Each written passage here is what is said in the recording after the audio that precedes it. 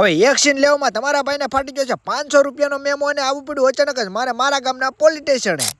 તો જય માતાજી મિત્રો, હું છું તમારો પ્રિયતમ લોગનો સ્વાગત છે તમારું મારા મોરમી ન્યુ લોગ. હવે આ તો સવારમાં હતા બધાને ફેસ વોશના ઓર્ડર એટલે બધાને પોગાડવાના હતા ફેસ વોશ, અને પછી આવી જશે તો કલેજાની દુકાને આપી દીધું કલેજાને એક ફેસ વોશ. હવે આને તો કદી ફેસ વોશ ભાડું ને ઊભી નાવલીમાં ફેસ વોશ લગાડવા માંડ્યો.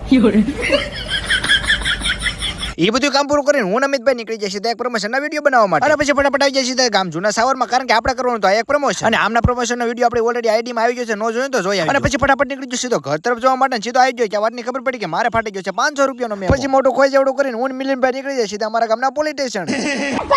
હવે કોણ જાણે ક્યાં વિડીયો ઉતર્યો ક્યાં મેમો ફાટી ગયો કાંઈ ખબર નથી, પણ 500 રૂપિયાનો કોતો આપણે જ આવ્યો.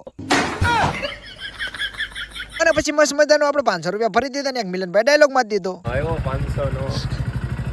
500 ને અડી ગઈ ભાઈ. અને પછી ફટાફટ અમે આવી જઈએ સરદાર સ્ટેશનરીમાં, કારણ કે અમારે લઈ જવાના હતા નાના નાના બાળકો માટે પિચકારીને ફૂંકા. અને પછી અડોક ચારોનું યશબેન કાનમાં કહી દીધું કે તમારે જેટલા દેવો એટલા દેજો, બાકી પૈસા તો રોકડા નહીં મળે, ખાતામાં જ લખવા પડશે.